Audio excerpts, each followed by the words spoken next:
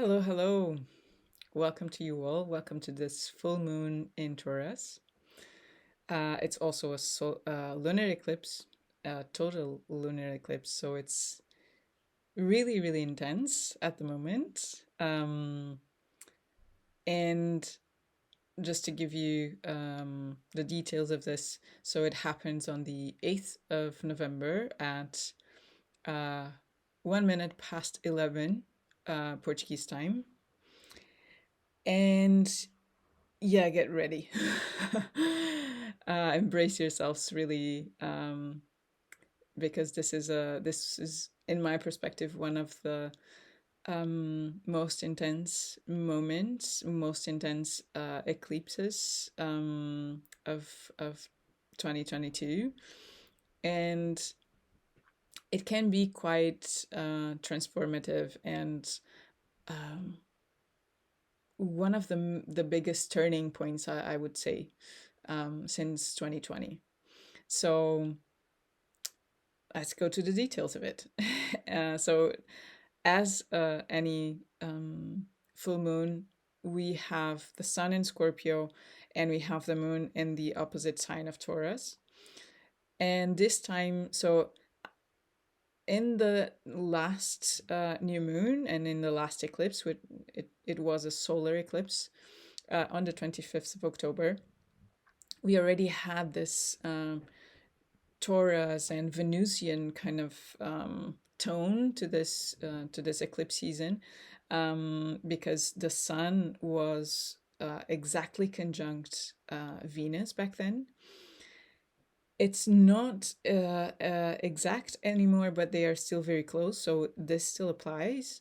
So this, and of course, having the moon in Taurus at the moment, it means that this full moon is ruled by Venus, and it's still very close to the sun. But we also have Mercury at this moment conjunct with the sun, and on the opposite sign we have the moon, um, and oh, I forgot. So it's an eclipse because this is very, very close to the lunar nodes. So we have the south lunar node in Scorpio, and we have the north lunar node in Taurus. So this is the lunar nodes. It's also called the nodes of destiny.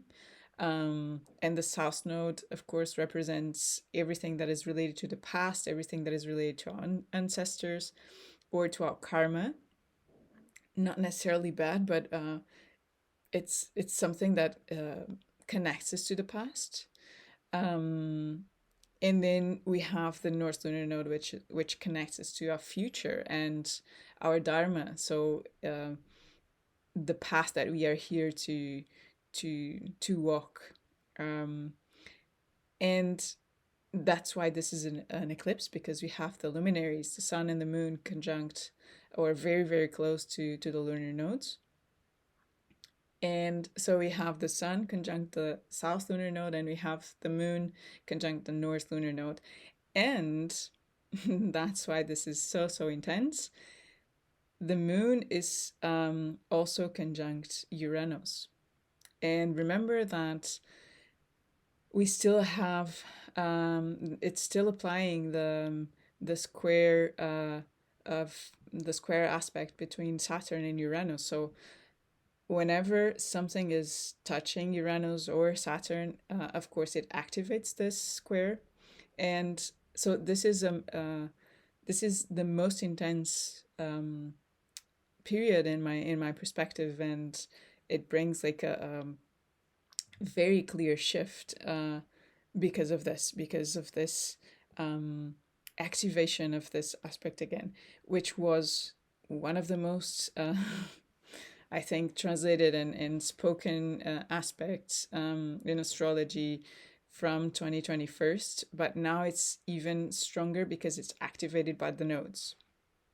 So this is strong and this is intense because it's Scorpio season and because Scorpio brings everything to surface.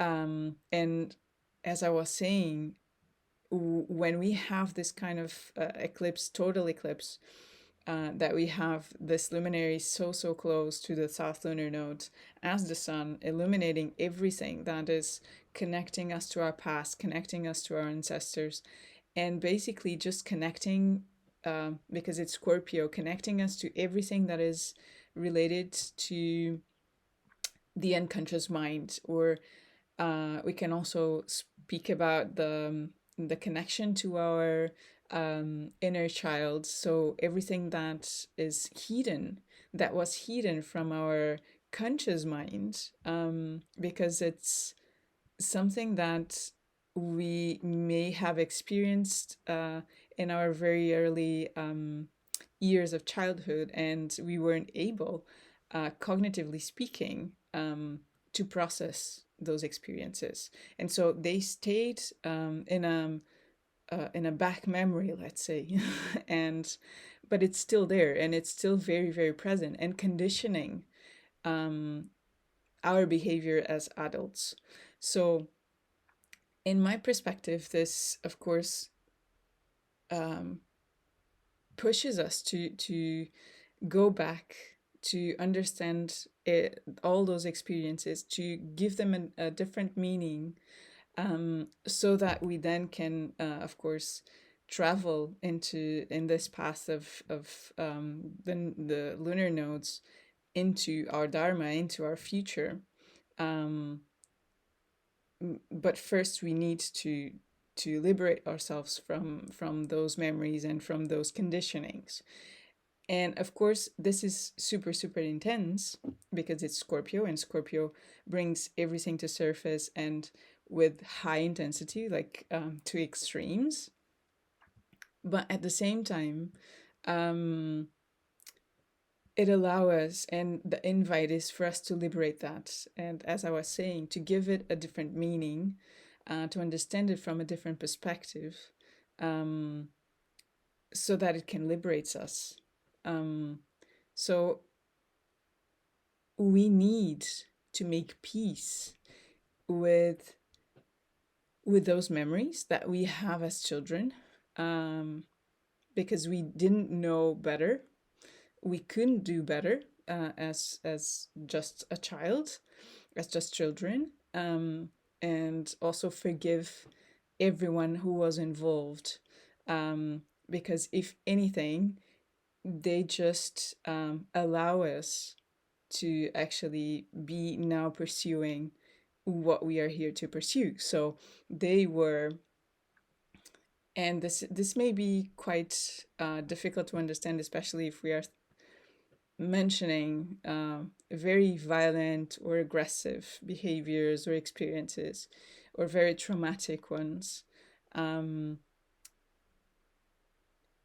but at the same time, most people who have the most traumatic experiences, that they are the ones that actually can um, unlock a greater potential of serving others in a deeper and in a much more meaningful way, because they've been through something that maybe most of us have not. So they can understand those to a level that if we haven't been through something similar, we may not even be able to imagine. So this is something that, um, and seeing this from this perspective is like allowing yourself to actually be here and acknowledge and accept and embrace what you are here to do. And it's only by giving this different perspective to those experiences that you are able actually to do that. Otherwise, you'll just be stuck and obsessed with the guilt, with the shame, with the blaming for everything that happened to you and all that you didn't do, and yeah, all those stories that we tell ourselves as adults at the moment to excuse, or to at least give a meaning to our behavior. give an explanation to for us to behave the way we behave. So this for me, it's a very important one, because of course involves Uranus, and when we have something involving Uranus, we can we can feel the earth shaking beneath our feet. And interestingly enough, in my perspective, Uranus, yes, it can bring unexpected change and very sudden um, and massive change. Uh, but in my own experience as in astrology, and um, this, especially, well, personally speaking, or speaking from an individual level, this will happen mostly when you are actually not pursuing that change yourself yet, you know? So if you are actually already aware and doing this kind of in awakening yourself, and um, uh, allowing yourself to go to be in touch with the past, and with everything that is conditioning yourself in this moment. Of course, this change and this surprises and this big shifts may just come unwillingly. But the more you are actually attuned with this and consciously embracing this already, then it may not be as as a big surprise as it could be. Um, so it really depends on how you are actually taking life, and how you are embracing this moment for yourself, and how um, intuitively you are able to pursue this path yourself. So it doesn't have to involve um, incredibly difficult or rough, or um, I don't know, like massive breakups, or um, sudden, yeah, very sudden movement external to you. It may actually be just you taking a bold step that you have never thought you would be.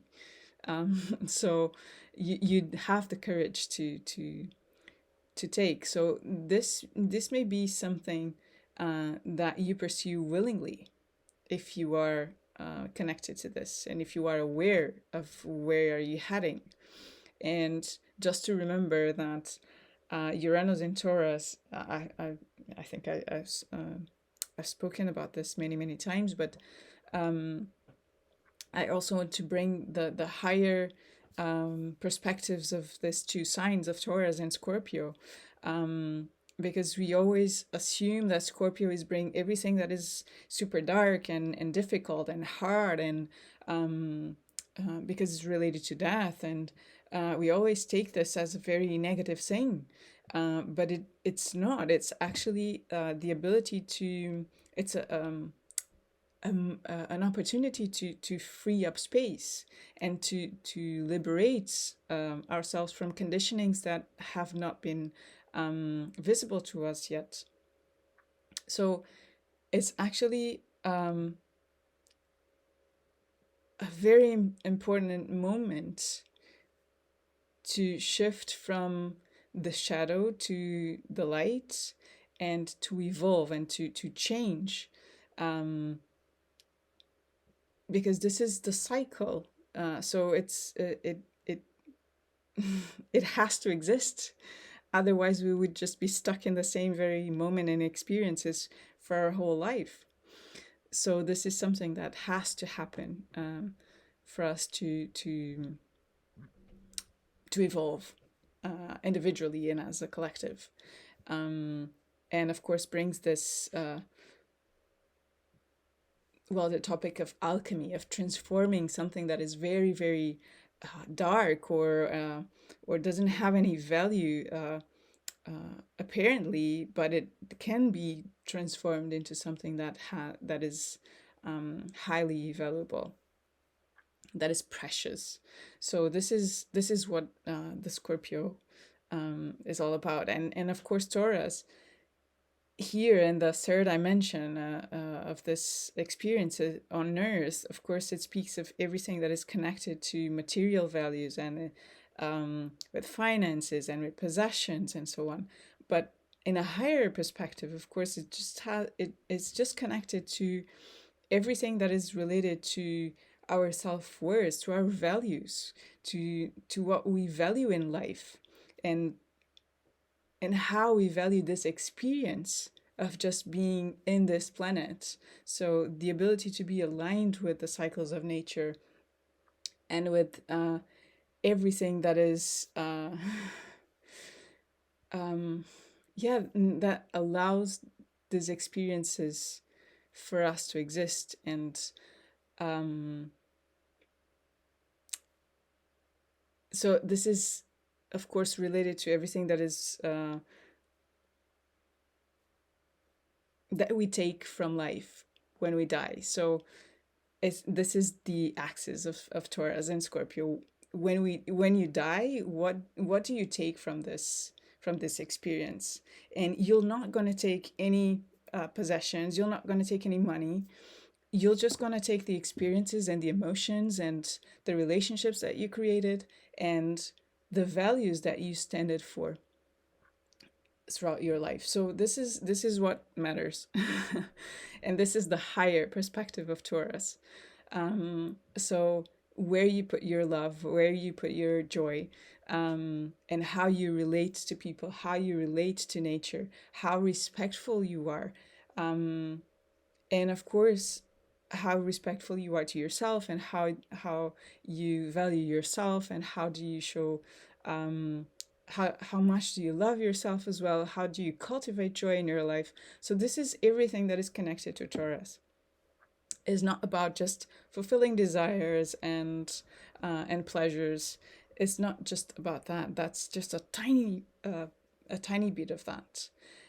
But at the same time, because we live in this third dimension, we have to take that into account. We have to know that we are responsible to make that transition, not only on the spiritual level or energetic level. We have to also take it here. And how do we show those values, and how do we show our love and our joy and our respect?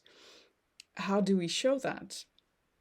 Is by the way we act, by the way we interact with people, by the way we interact with nature, and that respect. So it's not just vibrating in love and meditating and doing all those supposedly spiritual practices, because there is no such thing as a spiritual practice if it doesn't translate in the way that you live your life here, and the way that you relate to your neighbors, and the way that you relate to yourself, and the way that you relate to your partners, and your friends and your family. So this is what it is. This is what this full moon is about, in my perspective, in my translation of it, because of course it involves Saturn, and Saturn also teaches us that we need to be responsible, and we need to own our changes, and what we are here to create. So this is something for me that, and again in Taurus, I think I spoke about this at some point. Taurus and Saturn, they speak of the same aspects here, in the sense of patience, of time, the respect for time. Um, this is also something that we have to respect, and it's quite challenging because we live in this super fast super fast changing world, um, where everything is so so fast and superficial. Um, but we need to also give that time here for us to understand. And of course, everyone that has, astrologically speaking, that has more planets, especially the personal planets, um, in this axis of Taurus, Scorpio, and also in the axis of Leo and Aquarius. Well, I'm one of those, so we are feeling that to a different level, and it can be challenging, um, or it may not be challenging, but it's going to be intense because it's going to, um, rise up the level of any emotion that is present or any experience that is being experienced at the moment. So it's going to like, um, intensify, uh, and but that's normal as well.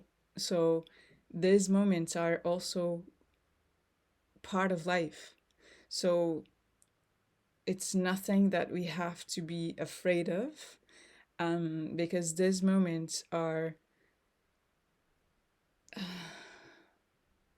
they are the ones that allow us to evolve, that, create the opportunity for these turning points to actually manifest in our lives. So this, in my perspective, is something that, and this is also, well, the meaning behind Scorpio is, um, to embrace the paradox of, um, the shadow and the light, being present at the same time, in the same moment, and in the same person. Um, so, for as paradoxical as it may seem, this is the complexity of human beings, and this is the complexity of the universe, is made of this very basic paradox of us being, or containing this two apparently extreme sides of one very same thing. So if we can understand also these moments as,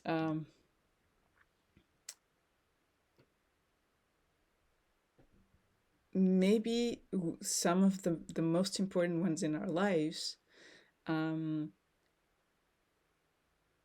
and if we can understand that um, they are the ones that enable us those jumps that we, yeah, that we couldn't understand, that we couldn't even imagine ourselves doing, few years before. So this is something that we just need to embrace, for as intense, as it may seem. It's those are the ones that, allow us, um, those, yeah, I'm just missing the word, but, those,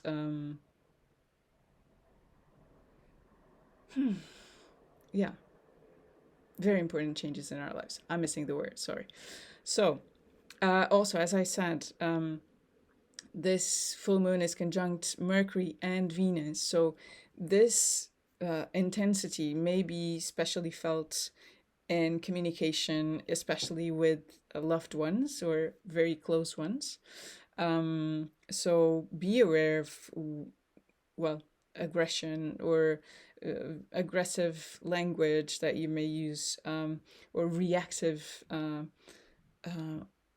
conversations, like just based on very, reactive states of mind, um, because it's just something.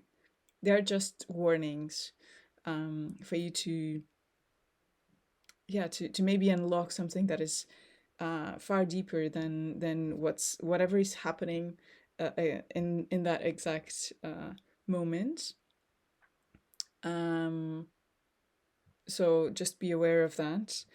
and just be open. Also, there is another aspect that is happening at the moment, because Jupiter uh, retrograding is has gone back into Pisces. So of course it can bring us higher hopes and optimism, but it can also um, transports us to this fantasy world, or just this spiritual bypassing attitudes, and we need to again come back to responsibility and come back to this um